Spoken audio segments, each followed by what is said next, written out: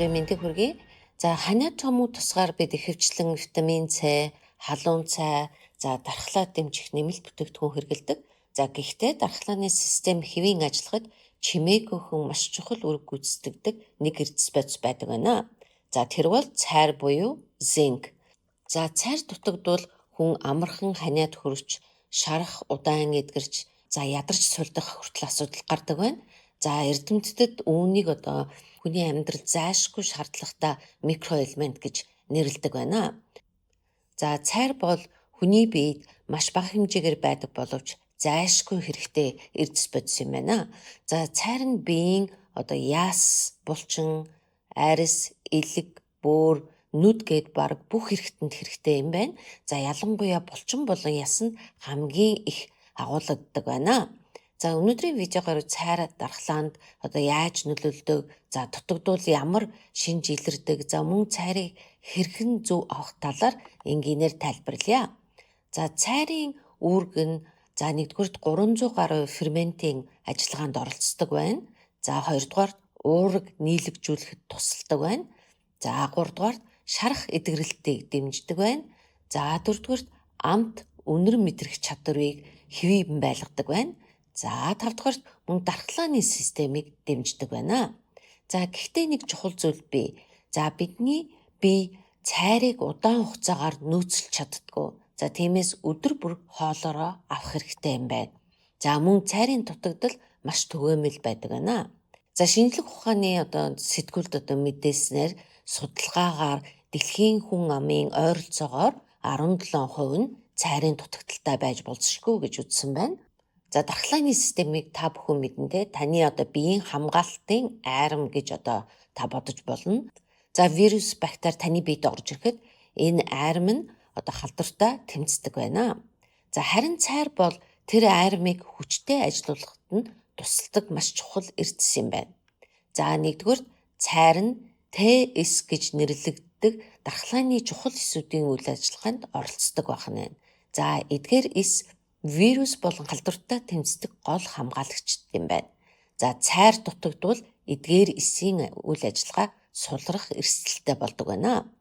Хоёрдугаарт нь бие халдвартай тэмцэх үед өрөвсөл үүсдэг. Энэ бол хэвийн хамгаалах ургал.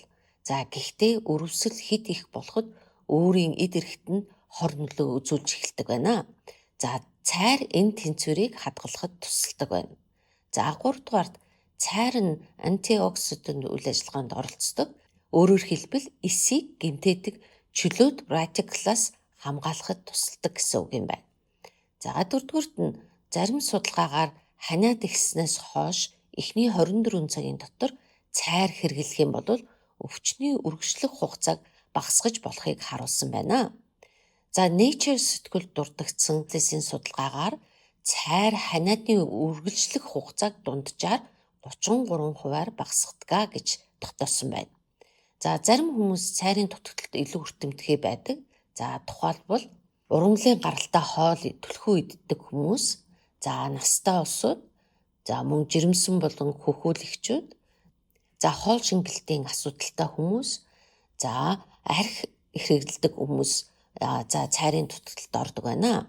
Тэр Nature сэтгүүлд нийтлэгдсэн Японы судалгаагаар нас ахих тусам цайрын дутагдал эрс нэмэгдэх болохыг тогтоосон байна. Цайрын дутагдлын нийтлэг шинжүүд нь дараах зүйлүүд байна. Байн ханиад хүрэх, шарах удаан эдгэрэх, амт үнэр мэдрэх чадвар буурах, үс унах, арис хуурайших, ядарч сулдах зэрэг шинж тэмдгүүд илэрдэг байна. Тэгвэл цайрыг хэрхэн хаанаас авах вэ? Хамгийн зөв арга бол хоолоороо авах. Цайр хамгийн их агуулдаг хүнсүүд бол хясаа, хамгийн их баялаг байна. Мөн улаамах, дахиа шууны мах, өндөг, буурцаг, шоош, бүхэл үрийн бүтээгдэхүүнүүд байна. Өдөрт хэрэгтэй хэмжээ нь эрэгтэй хүн 11 мг, эмэгтэй хүн 8 мг-ыг авбал зохистой юм байна. Хэрв эмч дутагдaltaй гэж үзвэл нэмэлтээр хэрэглэж болно. Хамгийн гол нь эмчийн завраар уух хэрэгтэй шүү. Цайрын глюконат болон ацетатанд хэлбэрүүд нь бид сайн шингдэгт тооцогддог байна. За мөн анхаарах нэг зүйл бол цайрын хэрэглээ хэтэрвэл асуудал үүсдэг байна. За хэрвээ хэтрүүлэх юм бол дотор муухайрах, бөөлжих, гид сүвдэх, за цэсийн дутагдал үүсэх зэрэг эрсдэлтэй байх нэ. За удаан хугацаанд бас их хэд хэрэглэх юм бол дархлааны системд хүртэл сөргөөр нөлөөлдөг байна. За ерөнхийдөө өдөрт 40 мг-аас ихгүй байхыг аюулгүй гэж үзсэн байна. За тэгвэл өнөөдөр хамгийн чухал 3 зүйлийг дахиад дурдъя. За цайр бол дархлааны системийн маш чухал эрдэс юм байна. За хоолоороо авах нь хамгийн чухал. За нэмэлтээр цайрыг дур мэдэн уух биш, хэрэгцээтэй үед зөв хэрэглэх нь за мөн түнчлэн заавал эмчийн заавраар уух хэрэгтэй байна. За дархлаагаа дэмжих хамгийн энгийн арга бол за өдөр тутмынхаа хоолнд цайр агуулсан за нэг хүнсийг нэмэх хэрэгтэй байна.